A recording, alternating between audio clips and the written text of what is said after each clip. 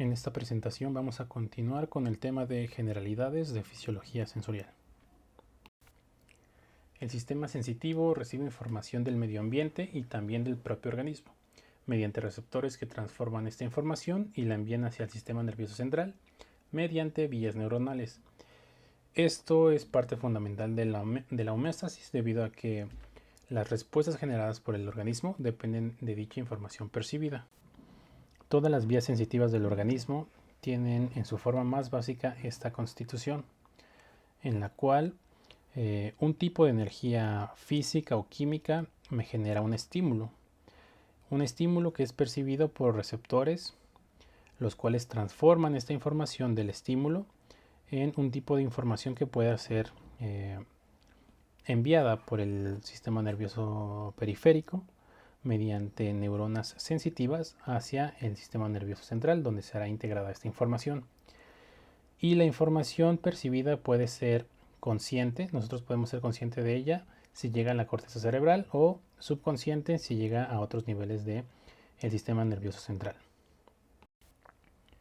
Los receptores se pueden clasificar dependiendo del tipo de estímulo al que responden de forma específica o al que son más afines. Por ejemplo, los receptores que responden al oxígeno y al pH son quimiorreceptores. Los mecanorreceptores responden a los cambios en la presión, vibración, aceleración, sonido.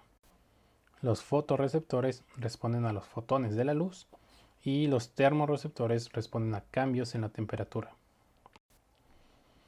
Y a este tipo de percepción a la que responden de forma específica los receptores se le conoce también como modalidad.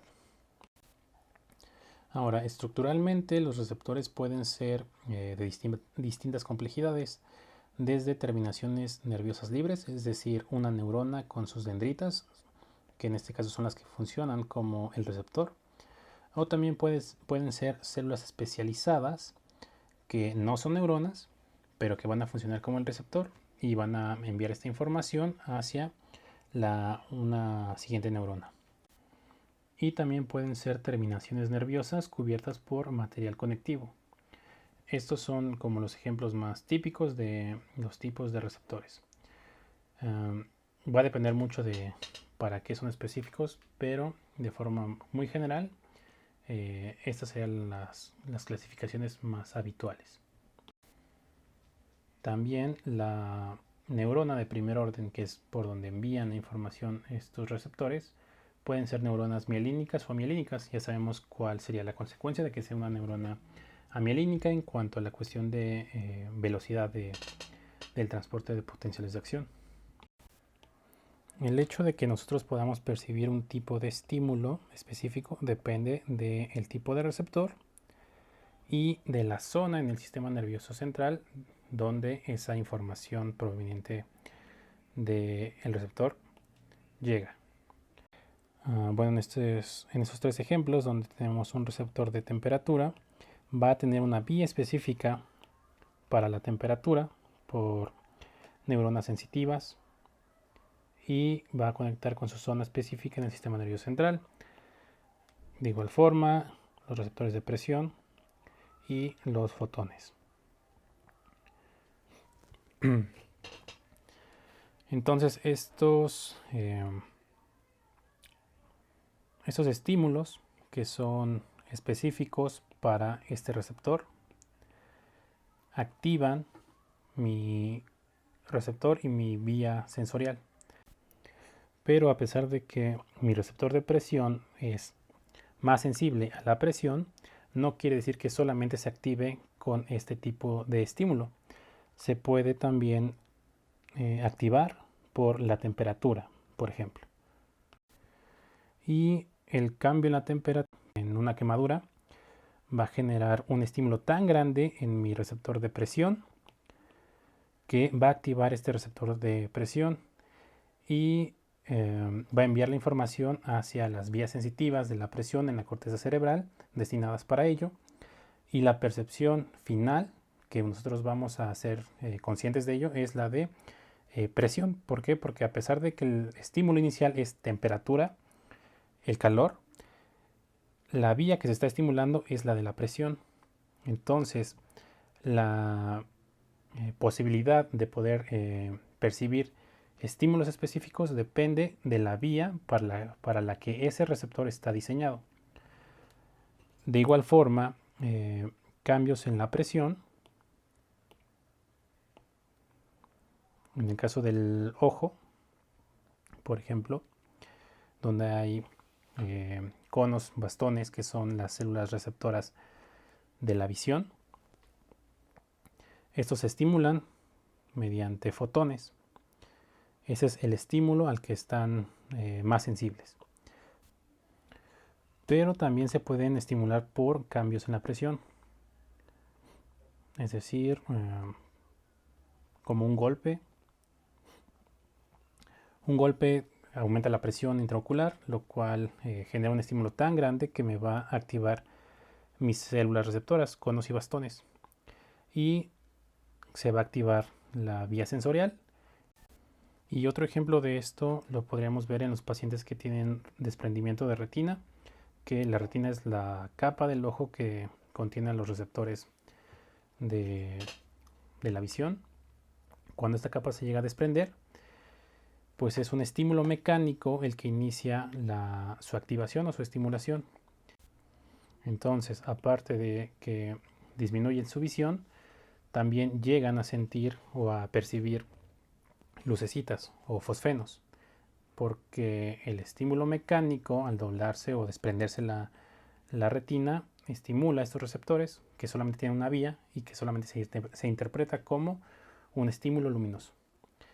Eso también se podría ver en los pacientes con neuropatía diabética, en la que llegan a sentir ardor, dolor, picazón en las extremidades, porque todas estas vías, las neuronas, están alteradas. Entonces, por lo tanto, la percepción específica de esos receptores también se ve alterado. Entonces, la función básica del receptor es la de funcionar como un transductor.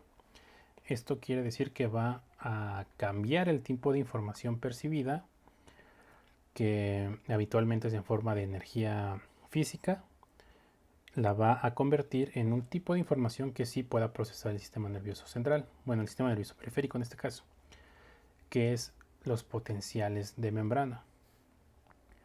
Entonces, no importa qué tipo de estímulo me genere una activación del receptor, la función del receptor es la de convertir dicha información en potenciales de membrana, porque es la información que sí puede procesar. Y este tipo de energía al que el receptor es específico se le llama estímulo adecuado. O sea, es la forma de energía a la que el receptor responde, al que es más afín.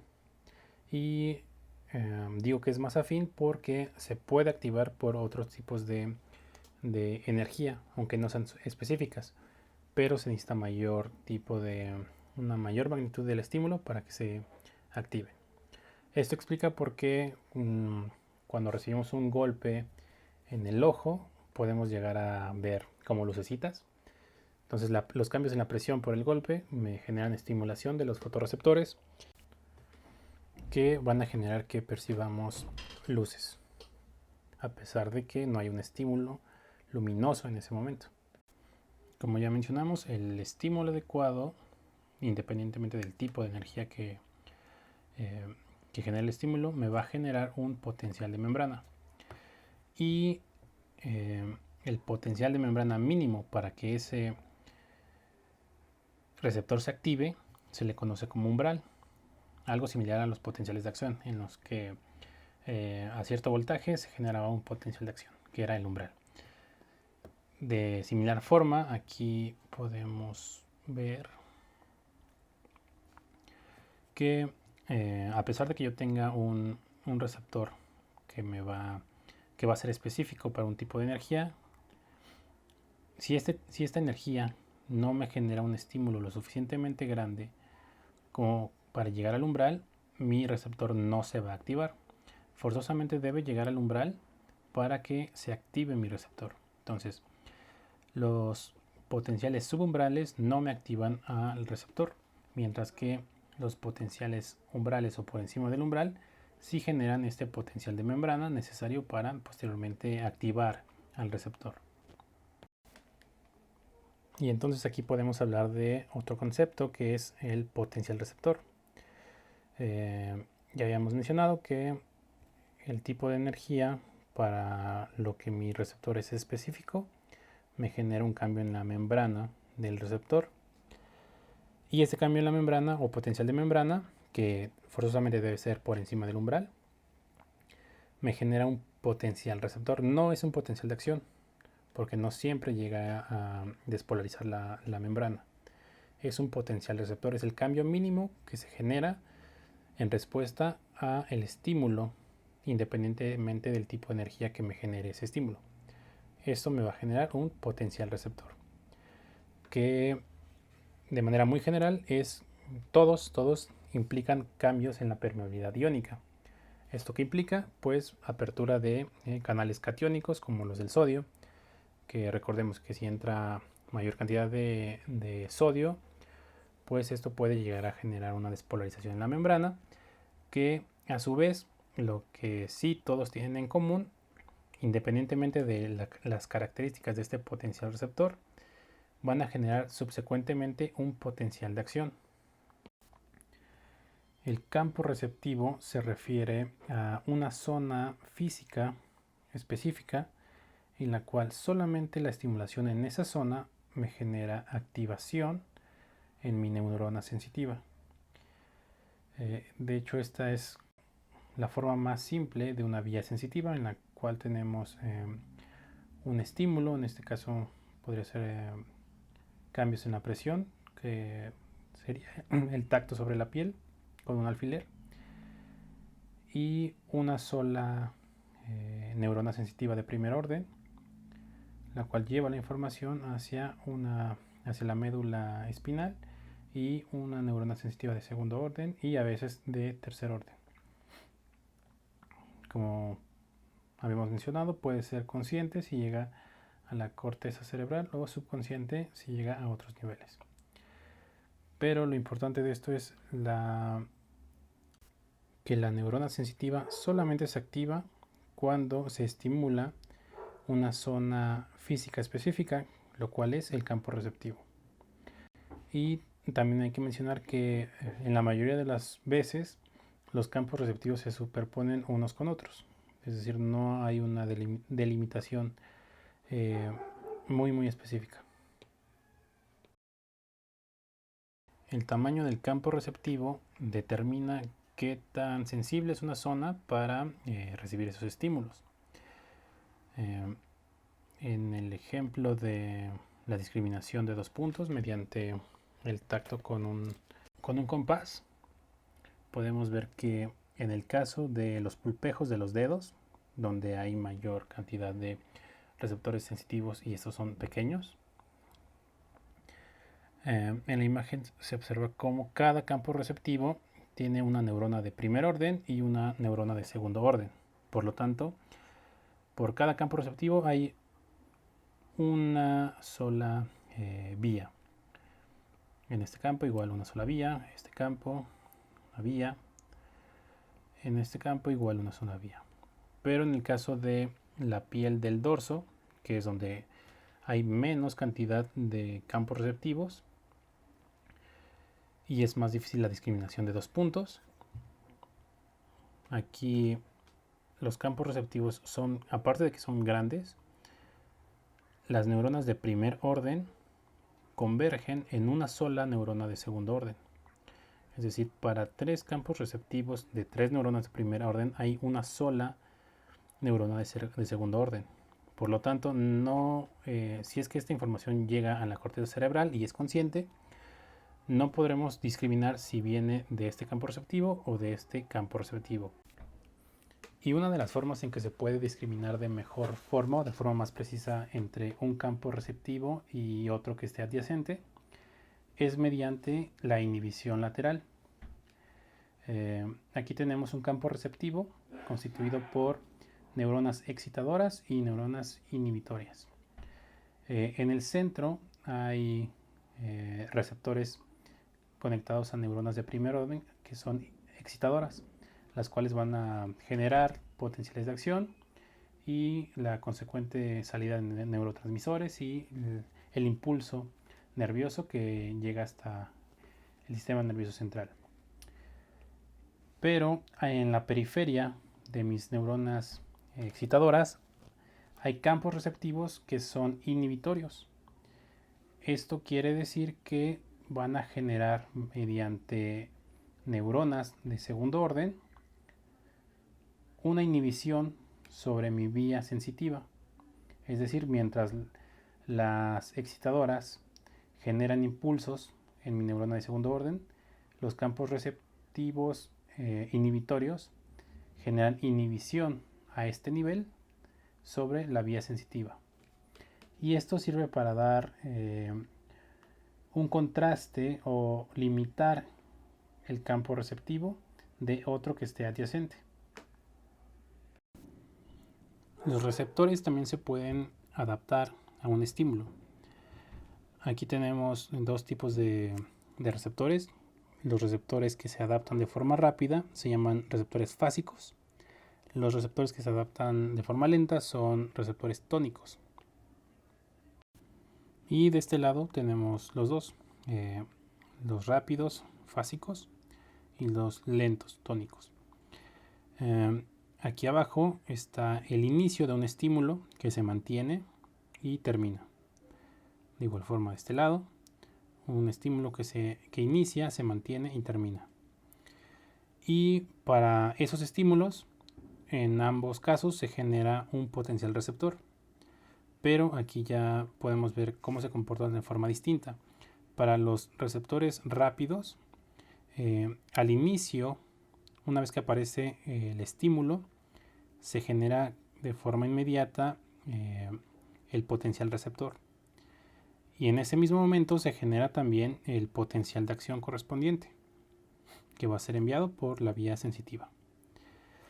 Pero a pesar de que el estímulo se mantiene, podemos ver cómo el potencial receptor regresa hacia su estado basal, aunque el estímulo continúe. Y por ende, el potencial de acción no se va a generar. Pero cuando el estímulo termina, se vuelve a generar otro potencial receptor y su respectivo potencial de acción. Entonces aquí podemos ver que, podríamos concluir que los receptores fásicos más bien miden un cambio en los estímulos. Cuando inició el estímulo y cuando terminó fue cuando se generó el potencial de acción. Entonces detectan cambios en los estímulos. Y en el caso de los receptores lentos, tónicos, de igual forma, cuando se inicia el estímulo, aparece el estímulo y aparece un potencial receptor. Se mantiene el estímulo, pero debido a que son de adaptación lenta, tardan en regresar a su estado basal. Pero mientras regresan a su estado basal, se siguen generando potenciales de acción. Es decir, la información se sigue enviando hacia la vía sensitiva hasta que desaparece el estímulo. Y mientras el estímulo siga, los potenciales de acción se seguirán generando, pero con menor frecuencia porque se está adaptando, pero de forma mucho más lenta. Entonces, en este caso de los receptores tónicos, podríamos concluir que estos están más encargados de una detección de la intensidad continua de un estímulo. Un ejemplo de los receptores rápidos sería el sentido del olfato.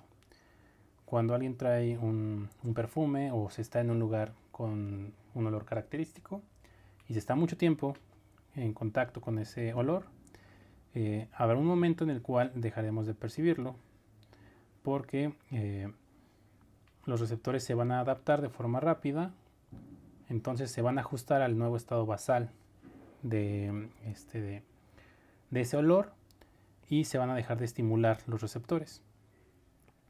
Entonces dejarán de generar potenciales de acción y pues a menos de que haya un cambio, un nuevo olor o se retire dicho olor, se volverá a generar otro potencial de acción y una nueva adaptación.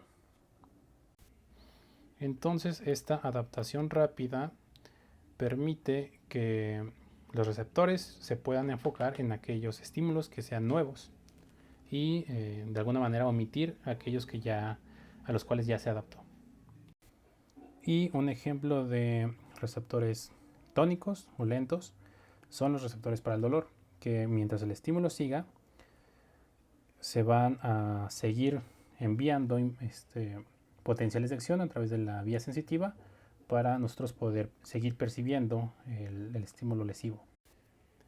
Debe haber una graduación en la intensidad del estímulo, es decir, dependiendo de qué tan intenso sea el estímulo generado, va a depender de qué tan intenso se va a percibir.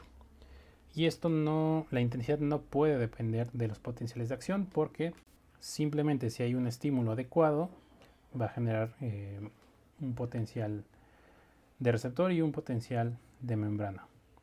Si no lo hay, simplemente no lo genera. Entonces, la forma en que se puede interpretar la intensidad es mediante el número de receptores activados y la frecuencia con la que se generan estos potenciales de acción. Los receptores tienen distinto nivel de umbral. En este caso, que tenemos un segmento de piel y receptores para el dolor, hay algunos receptores con umbral bajo que van a ser activados frente a estímulos muy pequeños. Hay otros receptores que se activan con un estímulo moderado y otros que se activan solamente con un estímulo muy intenso. Entonces, conforme va aumentando la intensidad del estímulo doloroso, se van activando mayor cantidad de nocioceptores hasta llegar a este punto donde se activan todos los receptores de un estímulo intenso más los del estímulo débil. Esta suma de receptores activados se le conoce como sumación espacial, debido a que a mayor cantidad de receptores activados, esta señal se va a interpretar como una señal más intensa. Es una de las formas en que se puede evaluar la intensidad del estímulo por el número de receptores activados. Y la otra forma de evaluar la intensidad de dicho estímulo es mediante la frecuencia de los potenciales de acción que se generan. Suponiendo que solamente tenemos un receptor y una neurona sensitiva, esta va a percibir un estímulo que es de moderada duración y amplitud. Y en respuesta a esto se genera un potencial de membrana, lo cual genera potenciales de acción, y esto me genera salida de neurotransmisores. Y en el caso en el que hay un estímulo más intenso en cuanto a amplitud y a duración, esto me genera también los potenciales de membrana y mayor frecuencia de los potenciales de acción. Aumenta la velocidad en que los potenciales de acción se generan de forma casi proporcional a la intensidad del estímulo. Y esto también pues me genera salida de neurotransmisor en mi neurona o mi vía sensitiva. Entonces, de forma más simple, la sumación temporal se interpreta como un aumento en la frecuencia de potenciales de acción generados en respuesta a la intensidad del estímulo. Si mi estímulo es pequeño, la frecuencia será baja. Si mi estímulo es grande, la frecuencia será alta, lo cual se traduce en mayor o menor intensidad. La forma en que las neuronas se conectan unas con otras y transmiten la información son las redes neuronales. Y hay distintos tipos de redes neuronales, como las redes divergentes. En el caso de las redes divergentes, básicamente es que una neurona que transmite un potencial de acción amplifica ese potencial de acción y estimula otras neuronas. Es decir, la señal de salida es mayor y estimula a mayor cantidad de neuronas. Hay dos tipos de divergencia, que puede ser la divergencia en el mismo fascículo, que ahí es prácticamente la amplificación del estímulo a muchas neuronas dentro del mismo fascículo. Es decir, de una sola neurona que transmitía un potencial de acción, despolarizó a 1, 2, 3, 4, 5, 6, 7, 8 neuronas. La divergencia en múltiples fascículos, aquí suponiendo que de un fascículo, que es este grupo de neuronas, se va a estimular dos fascículos que van a tener van a alcanzar un nivel del sistema nervioso central diferente. Un ejemplo de este tipo de divergencia en múltiples fascículos sería la vía dorsal de la médula espinal, que va a transmitir impulsos nerviosos o potenciales de acción por un solo fascículo y va a estimular a dos fascículos. Uno puede ir a la corteza cerebral y otro puede ir al cerebelo. En cualquiera de los casos, la divergencia es amplificar la información. Y del otro lado tenemos redes neuronales convergentes, que es lo contrario. A partir de múltiples fuentes de información, de impulsos nerviosos, convergen en una sola neurona que recopila todos estos impulsos nerviosos de las múltiples fuentes. Uno de los casos de los cuales ya mencionamos es, por ejemplo, los campos receptivos grandes, en la que si una neurona de primer orden me genera un estímulo subumbral, entonces no va a activar esta neurona. Y de la misma manera, cada fuente por sí sola me genera estímulos subumbrales. Entonces, por sí solas no me pueden activar esta neurona. Pero la sumatoria de todos estos estímulos subumbrales pueden activar ya la neurona. Entonces, es una de las formas en que puede funcionar la convergencia. Y en este ejemplo dado, estas neuronas de primer orden todas pertenecen a campos receptivos, pero también la convergencia puede reunir información de distintos tipos de neuronas. Por ejemplo, las interneuronas de la médula espinal reciben información del sistema nervioso periférico, de otras vías medulares y de nociceptores. Entonces son información de distintos lugares y de distintos tipos que convergen en una sola neurona. Y esto es importante porque es una de las formas en que el sistema nervioso central relaciona, suma y clasifica distintas clases de información. Y en base a esto es que se genera una respuesta en la neurona que recopila esta información y que lleva esta información a niveles más arriba en el sistema nervioso central. En la forma más simple en la que se transmiten los impulsos nerviosos a través de neuronas es mediante una señal de entrada que estimula una neurona, la cual transmite sus potenciales de acción o impulsos nerviosos a través de una sinapsis con otra neurona, que a su vez va a ser excitada y generar una señal de salida. Pero hay redes neuronales en las que una sola señal de entrada me va a generar un potencial prolongado. Y a esto se le conoce como un potencial post descarga, es decir, una vez que ya terminó el potencial nervioso que inició la entrada, se sigue estimulando la neurona postsináptica. Y a esto se le conoce como circuitos reverberantes. Se genera un impulso nervioso, que es una señal de entrada, se transmite por una neurona que hace sinapsis con otra neurona y se genera un potencial postsináptico, pero en algún punto del axón postsináptico se ramifica este axón y genera nuevamente una sinapsis con las dendritas o con el soma de la misma neurona, lo cual va a generar una excitación secundaria a la que ya había iniciado la entrada. y esta neurona se puede excitar a sí misma por un tiempo prolongado, a pesar de que ya no haya un estímulo en la presináptica. Eso es la forma más básica de un circuito reverberante. Y estos son habitualmente mucho más complejos, en los que en la reverberación o retroalimentación hay mayor cantidad de fibras conectadas unas con otras. Sobre estos circuitos de reverberación también pueden estar haciendo sinapsis fibras facilitadoras y fibras de inhibición. Unas suman potenciales de acción a la reverberación y otras lo inhiben.